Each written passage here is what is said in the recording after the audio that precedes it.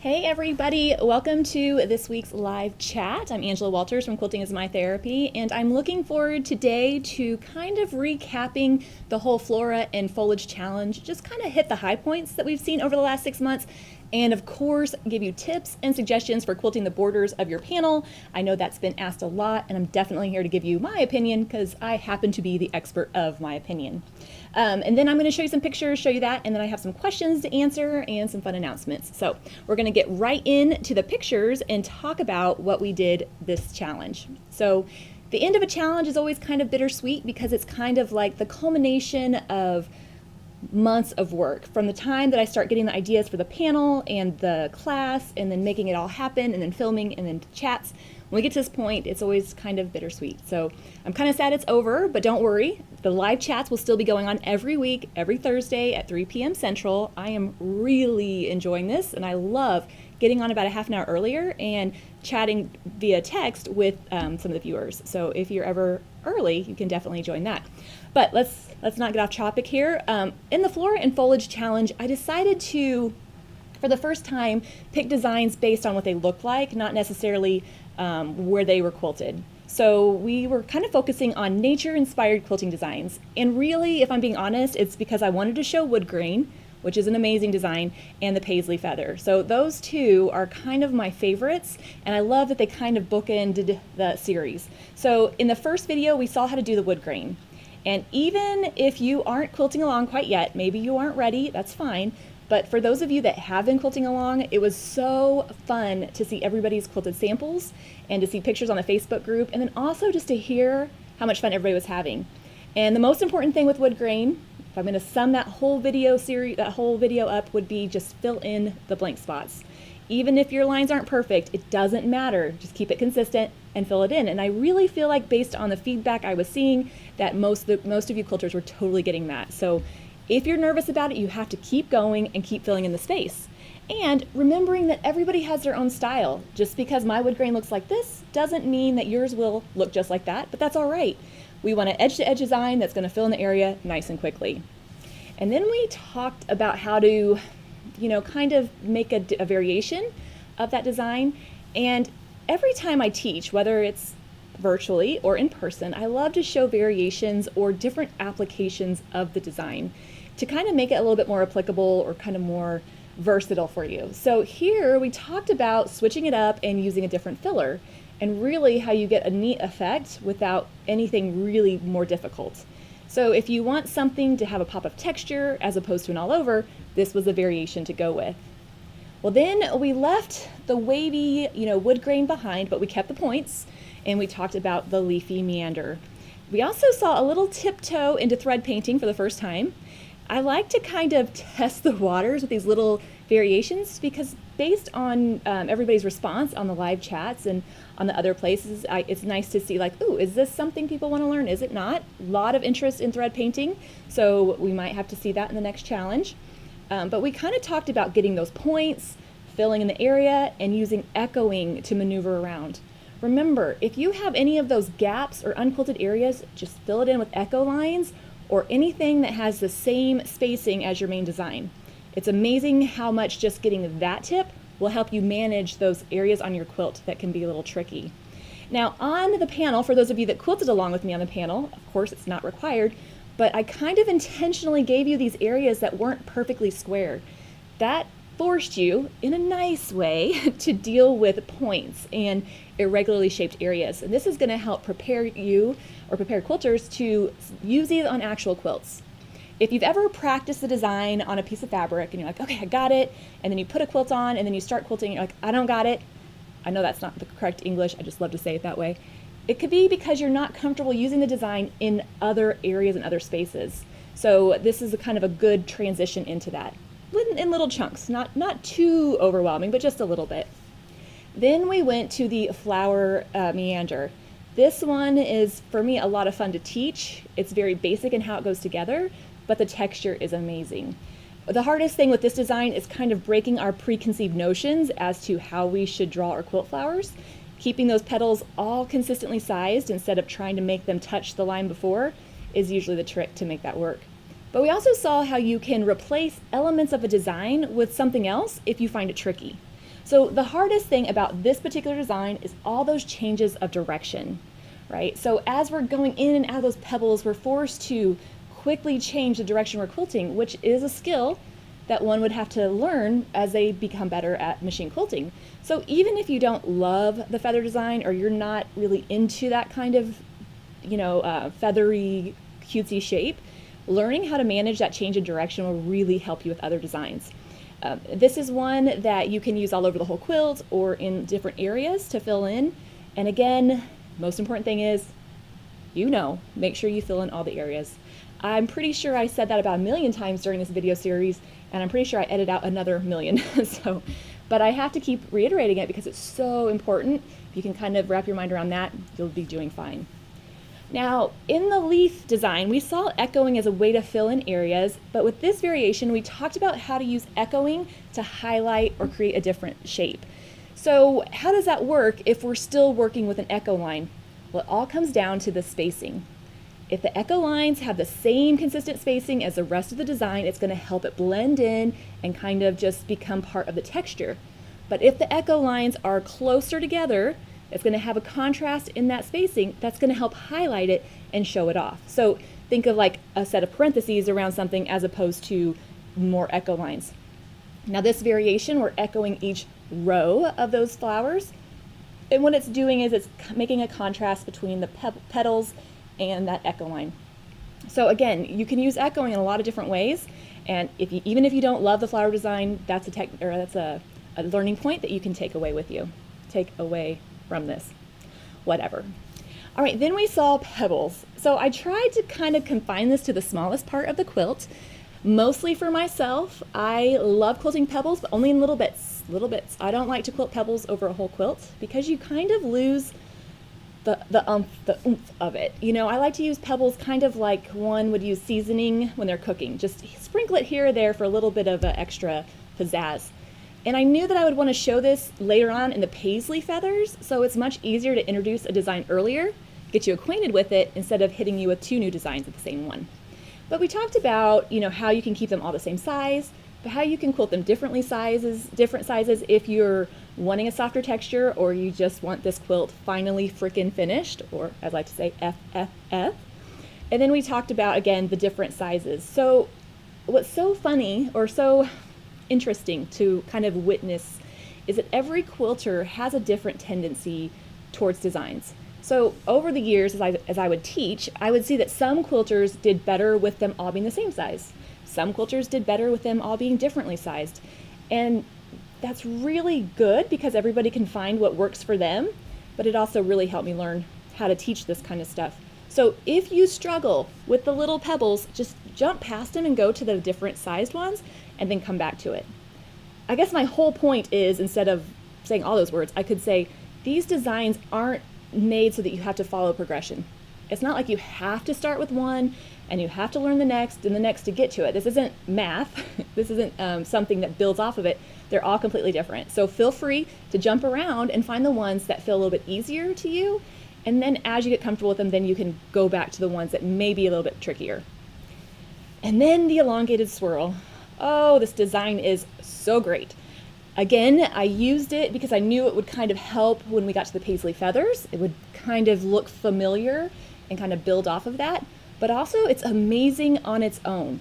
If you ever see a quilt of mine that has elongated swirls on it, I can guarantee you there's a great chance I was in a rush to finish it because this is such a quick design. Anytime you see a design, if it has a lot of changes of direction, it's going to take longer to quilt. I mean, if you think about it, it's kind of like driving down a road with a lot of stop signs. There's a lot of stopping and starting and transitioning in and out. But the less changes of direction, the quicker it's going to be to quilt.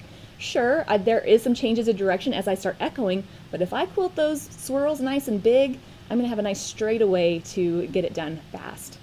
You can decide how long you want your swirls. You can make them smaller, bigger, because it's not the size of the design that determines the density, it's the spacing between the lines, right? So just remember that.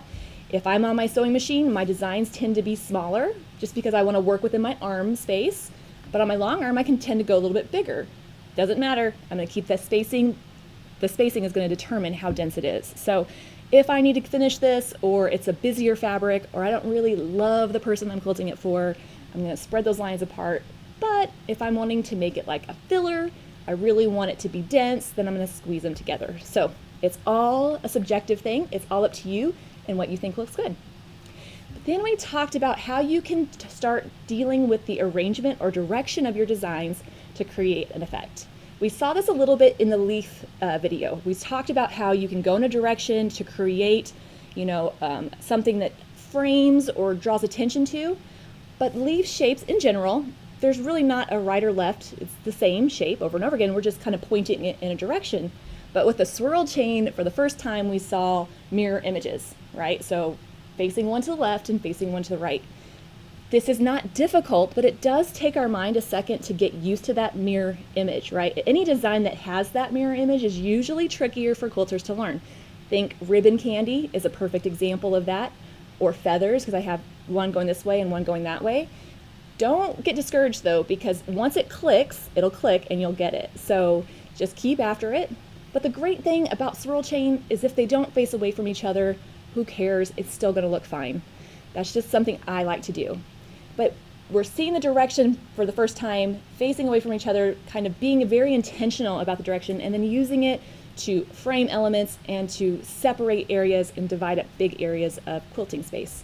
And again, just like we saw with the pebbles, some people have an easier time with the elongated swirl all over. Some people have an easier time with the swirl chain.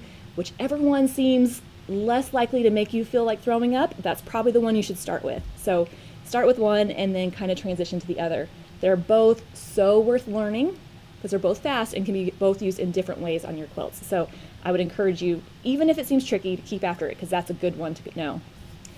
And then we saw how what we put in around a design is going to either highlight or hide it. And this is the golden ticket of machine quilting. I like to joke, and I think it's true though, I don't think I'm a better quilter than anybody. I'm just really good at hiding my mistakes. And that's because I quilted for so many customers for so many years. I had to get really good at that. So learning how to highlight or hide elements of your quilting is really going to help you be more satisfied with the end result. So if you remember, we're going to quilt our main element first, whether it's a swirl chain, a feather, whatever it is. And then we're going to take a second and decide how much do I want this to show off? How much do I, want it to be an element of the quilt? How happy am I with how it looks? Right? That's really the kicker. Am I thinking, you know what? I don't know. I don't really love it. I just, was practicing. Then we're going to put similar stuff around it. So something similar density, similar shape, similar direction. So with these swirl chains, I would add more echo lines and more elongated swirls going the same direction until it all goes away. And if you have watched any of my videos or listened to my live chats, you've heard this before, but it's like, keep making mistakes until the mistake goes away. Now, that doesn't work in any other area of life, but definitely with machine quilting. However, if you're like thinking, dang, I did great, I'm awesome, maybe you want to use something with contrast to show off those swirl chains. So contrast just means different shape, different direction, different density.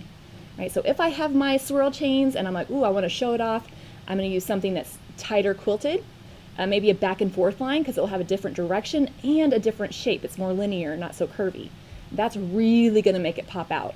So the good news is, if you've quilted something, you don't have to rip it out if you don't love it. Just keep filling in around it. And if you've quilted something and you're like, dang, I did a great job, then you can use a filler to really make that pop. Well, that brings us to last week's video, the last video in the challenge, the Paisley Feather. And I kind of liken this to a party trick. If you watched the video or heard my live chat last week, you know this. It looks so much harder than it is, right? Once you start doing it, you're like, oh, this is really fast and really fun. And it's been great to see the comments in the chat about how everybody's like, this is amazing. I'm like, I know, it's so great. So I'm glad that everybody is seeming to like it too. I love this for quilts that I need to quilt quickly, I want a beautiful texture, or I would suggest it for quilters that aren't comfortable quilting regular feathers. There's something intimidating to me about an elegant feather. Now, I feel comfortable with it now, but man, I struggled with those for the longest time when I started quilting. This is a great transition into those elegant, more custom feathers, because I'm still quilting my spine. I'm still making my lines merge into the spine, even though you might not realize that's what you're doing when you quilt your Paisley. That's what that is. And we're learning how to kind of wrap around that spine. Once you start transitioning to those more custom, more elegant feathers, you're going to have to learn how to quilt both sides and how to have this, bigger unquilted area. But this is a great transition into it. So if you're thinking like, man, I'll never be able to do feathers, you can do this one. Just keep echoing, echoing, echoing, and filling it in. And I also touched lightly in the live chat, not on the video, but how you can have direction with this design to create a border design. So really great for bigger borders, especially larger borders with busy fabric. You've made your twin size quilt, but you have a king size bed, so you put that huge border on it. I mean, come on, we've all done that. So this is gonna be perfect because it can fill up those areas and really, really look great.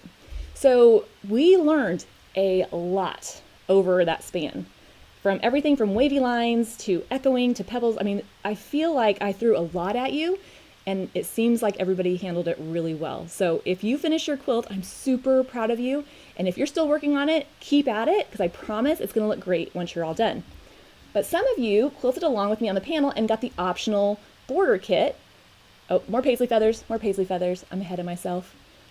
So some of you bought the optional panel. Again, this isn't required to do the free motion challenge, but it's always fun to quilt along on the same project. And the last couple challenges, I've had optional borders that you can add to it, because I know some quilters just love borders. So in the next couple minutes, I want to give you some tips or quilting suggestions for that border if you haven't already finished it.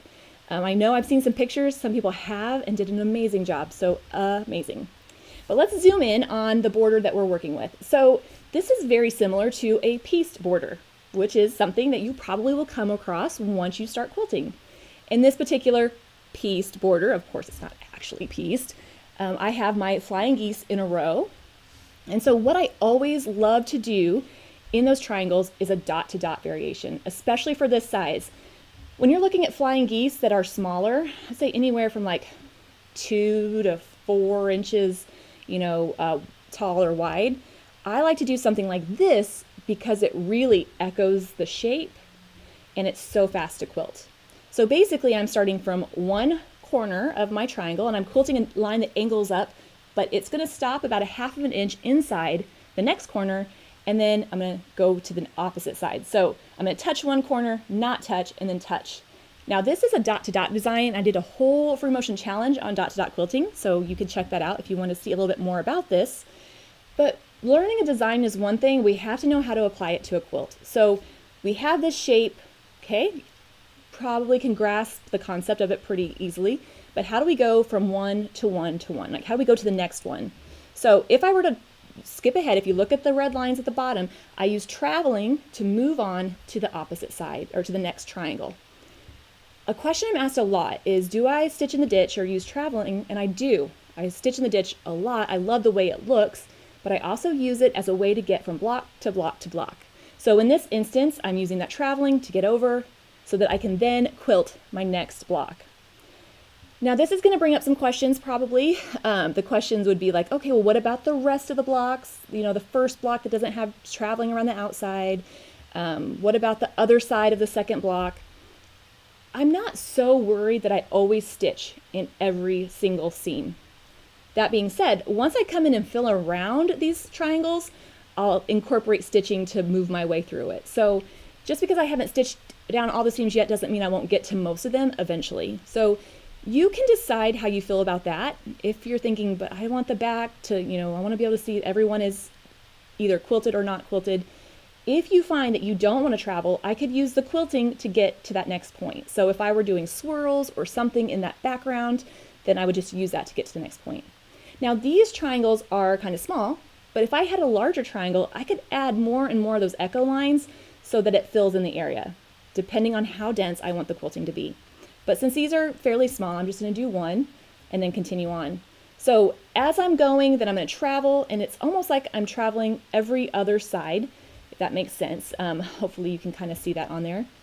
The most important thing is I know where I need to get, and I'm going to get there. I just need to figure out how, whether it's adding quilting or traveling along the seam.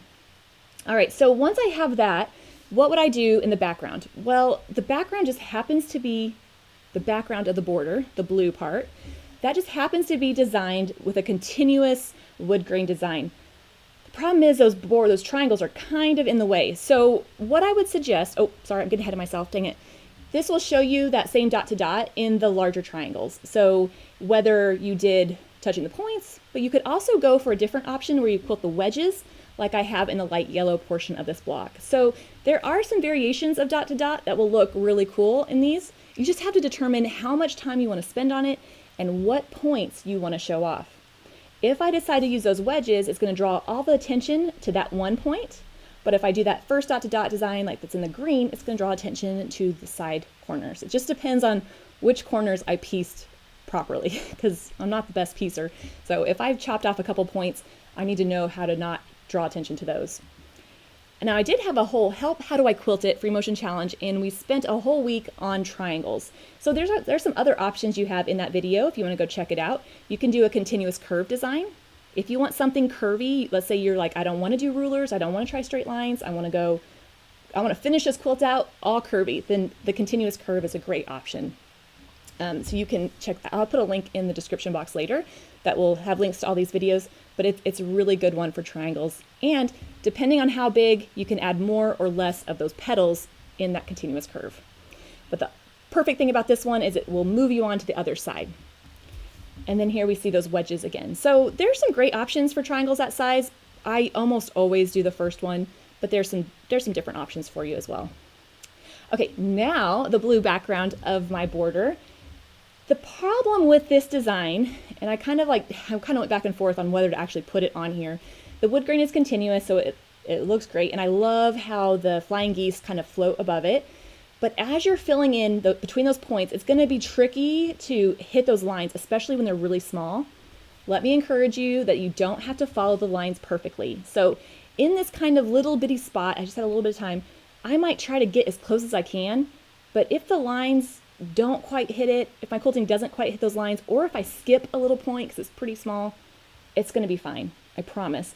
Those white flying geese are going to stand out more than the background quilting, and the density is going to be a little bit different if you quilt it this way, so it won't be super obvious. So I would try to follow the lines as close as possible, knowing that they don't have to be perfectly on the lines.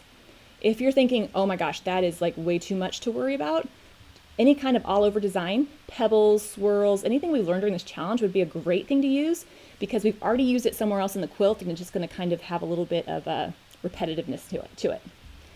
All right, but what about the blocks, the little star blocks? How are we going to quilt those?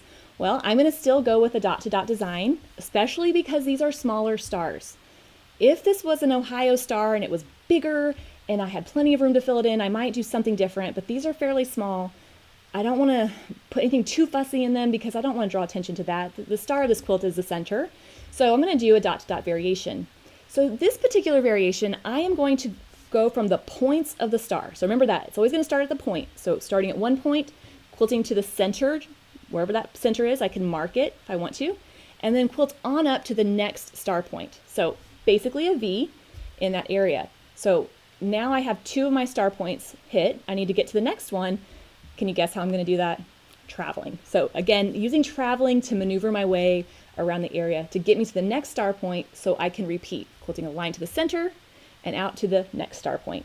And then doing that, I will work my way around that whole quilt or that whole block. This is going to help, kind of give it that angular design. It's going to be quick, no marking, and it's just going to work great in those smaller blocks. Now this is something I've used in star blocks before. So this is a quilt I did for Tula Pink. Those stars, it can be tricky to figure out how to deal with diamonds or groupings like that. So this is what I did, basic idea here. I just added a little bit more embellishment. So as I was quilting the lines, sometimes I added more dot to dot, sometimes I left it, but I'm still going to the points and then to the center and then to the points. So you can really kind of make this as complex or as basic as you like. Now that's just my suggestions. Again, I'm only the expert of my opinion. Sorry. Gosh, I keep getting ahead of myself. For the background part of the star, I might echo around the outside of the star and then just do some kind of filler. Something similar maybe to what I was doing in the other area. And I'm so sorry, I would probably change thread color here, especially if I was using navy in the rest of it. So I don't like to do that all the time because I don't want to make you have to change thread colors, but You could use navy over it, no problem, but I generally tend to not use darker thread on lighter fabrics. You can wrestle with that and find what you think looks good. All right, so those are just my suggestions for quilting the borders of this particular quilt, but I do have a whole challenge called Borders and Backgrounds with some different options. What I like to do when I'm deciding how to quilt something or quilt the borders is, do I want the borders to be a focal part of the quilt? Is it like a frame? Do I want to do some really elegant quilting there, something really neat because maybe the center is just like not as crazy. Maybe it's just I don't want to say a basic quilt, but nothing complex. Then I'm going to do something that has a little bit more attention to it. But if the center of the quilt is the star, shoot, then there's no reason to do complex stuff in the borders. And so one of my favorite go-to designs is in this gray border, that wavy. And so that's in the video tutorial as well, or even some nice echo lines echoing the side. So that's a couple different options. And then you can see there's even some different, you can do some arcs or maybe some serpentine lines. But the main idea is I want to not do anything too crazy in the border if the center is the focus. So if I'm quilting a quilt for Judy Niemeyer with her paper-pieced amazingness quilts, the borders don't really need anything in it because that's the center's to shine. But if I've done a layer cake quilt and I'm like, oh, I can do a little bit something more complex in the borders. So hopefully that helps kind of demystify a little bit of what I'm thinking about when quilting the borders. Ultimately, whatever you do is going to look great. Just keep it consistent, fill in the spaces, and then move on. Another thing you could do is also, if you haven't already quilted the rest of the quilt, you can just use the quilting to kind of go right into the borders and treat it like part of the quilt. It would still look good too as well. So hopefully that helps. Now there were just a few questions, not a whole lot, so I'll address those real quick and then talk about announcements. First question, will there be a quilt label for this challenge? So last challenge I did have a quilt label. This one I will have one also. I just haven't got it out yet. I'm trying to get that done by next week. So if you want a custom label, just keep your eye out for that. I like to joke that my favorite label is a Sharpie to the back of the quilt, but I know that some of us like to, have it properly labeled. You can definitely just keep your eyes out for that if you're interested in it. Okay, great question. L. Huey asked, do I personally find time to learn new free motion quilting designs, and where do my creative ideas come from? I think every time you work on a quilt, you are learning new designs or you're practicing. And most of my ideas come from actually quilting. One of the great things about quilting for customers all those years ago is I got to quilt quilts that I would never piece, for good or for bad. And I got to learn how to deal with different scenarios that I never would have come across because I wouldn't have made those quilts. So that really helped me. But I will tell you, now that I don't quilt for customers, I get so much of my inspiration from teaching, especially when it wasn't COVID and I could travel. Even just seeing students' variations that they quilt, the ideas that they come up with, really kind of like, oh, that sounds fun. So I do find time to practice. It just tends to always be when I'm quilting a quilt.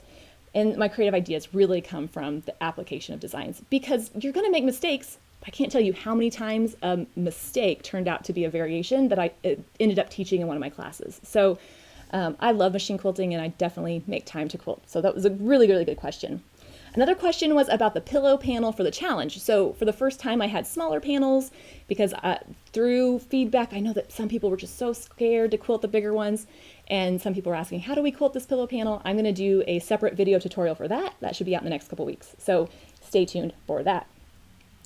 One question that came out was, when I started quilting, my borders were nice and flat. And now that the center is all quilted, they're puckering up, like the borders are wavy. What can I do to avoid that? So a couple things. If it's stabilized, you want to make sure it's basted well. So especially if you know you're going to leave a big section till the last, maybe those get a little bit more pins or a little bit more stabilized than the rest. You could even do some basting stitches. But also know that quilting tends to suck up, or kind of tends to bring in the fabric. So the reason that those borders are kind of puckering is because the center has been kind of shrunk a little bit from the quilting. So know that once you start adding your quilting in the borders, it will start kind of shrinking into that as well. But if you're worried about tucks, don't be, right? So the border fabric is busier, it's darker, you're not going to see any tucks if there is some, and once you wash it, they all go away. So try not to worry too much about that. But that was a good question. I hadn't thought about talking about that. All right. Anne had a great question about quilting in general. She said she's just learning how to free motion quilt, but she keeps breaking needles. Why is that? Well, that is not good. If you're continually breaking needles, it could be a couple different things. First of all, like, are you breaking needles because you're hitting your foot? So one thing that I've noticed is that the faster I machine quilt, sometimes my foot starts to wiggle loose. And if I'm not paying attention, that thing just kind of wiggles all over the place. So I constantly have to make sure it's tightened. If it's just breaking as you're quilting, it could be that you're putting too much pressure on that quilt, quilting too slow. What that means is that the needle is more in the quilt sandwich, but then you're moving it, so it's just kind of bending it. But I would also really suggest the Superior Top Stitch needles. They're titanium coated, so they're stronger, and they can really handle that. If you're using the good needles and you're like, I still don't know why, I would be really interested to know if you're dealing with a quilt with big, bulky borders or seams, if that's lending a problem, but you should not be breaking needles on the regular when you're just free motion quilting. And I hope that helps. If it doesn't, leave a comment below, or anybody that has suggestions, leave it in the comments after this live chat is over. I'd love to hear what other suggestions people have. Okay, how about some announcements? Live chats will continue. We're not going to stop doing them just because the challenge is over. And next week's live chat is going to be, how do you know whether you need a high shank machine quilting ruler or a low shank machine quilting ruler? Because I'll be announcing some of my brand new low shank rulers with Creative Grids. So this is something I have been promising for a while, but next week we'll have all my rulers will be available as low shank rulers. So super excited about that. So definitely join me for that chat. Another thing that's not online, it's in person. I don't know if you know this, but I'm located in Liberty, Missouri, just a couple miles north of Kansas City, and only about 45 minutes from Missouri Star Quilting Company. And in June, we're having a quilt walk. So June 26th, if you happen to find yourself in the area, we're going to be having our 4th annual quilt walk, where each participating business will hand out a free block pattern, and you can get the free pattern on how to assemble it, and lots of fun sales and events. So if you happen to be in the area, I hope you can make it. We have so many people that join live chats from overseas, so obviously I know not everybody can, but for those of you that are close, maybe you can. All right, so a lot of stuff we went over, a lot of announcements. Hey, if you've liked any of the challenge videos or any of the live chats, I hope you'll continue to watch them. I also hope that you will like the video. That helps more quilters find them, find the videos. And I'm real quick going to pop over and see if there's any good questions. Okay, Giselle asked a great one. How important is a stitch regulator? My stitches are improving with practice, but I'm wondering if a regulator will help. So a stitch regulator is nice if you want all your stitches to be the same length. And it's also pretty nice when you're learning how to quilt, because as you're moving not as consistently because you're newer, it's harder to keep, consistent movement, so you get more shredding thread. But I learned without a stitch regulator, and I don't use one on my sewing machine. So it's not impossible to learn without one. It's just a different experience. If you're already learning without one and you didn't want to, you're like, they're getting better, just go with it. I don't think you have to have a stitch regulator. So if your machine has one, great. If it doesn't, I think you can still learn without it. So I know that's not the best answer, Giselle, but just know, yeah, it'll be fine. Great question. Beverly said, I've seen that some people mist water on the puckers and then let it dry overnight. It kind of shrinks the fabric. Yes.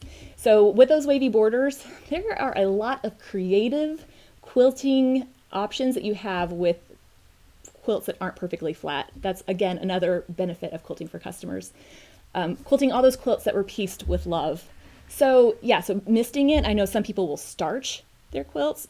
Some people will kind of like manipulate it. I'm more of a manipulator, right? So I'll kind of use my hand to ease it in and out. Just remember, if the fabric doesn't fold on top of itself, it's not a tuck, even if it kind of comes close. So just remember that.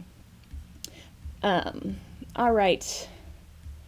Okay, just see if there's any question. Oh yeah, Beverly said I use the extra stars and piece them into the backing and use one for a label. So for the first time, the border panel had some bonus blocks. So I thought that was kind of fun. All right, everybody, this has been a great challenge. I promise more chats coming. We're still going to keep this going. And then I will look forward to announcing the next challenge as soon as it's ready. There's been a lot of interest in thread painting. I'd love to hear your thoughts on that. So leave a comment on this video telling me what you'd like to see in a future challenge. And you never know, it just might be the topic of conversation for that. So, all right, everybody, stay safe. And I will see you next week where we'll talk about machine quilting rulers. Until then, happy quilting.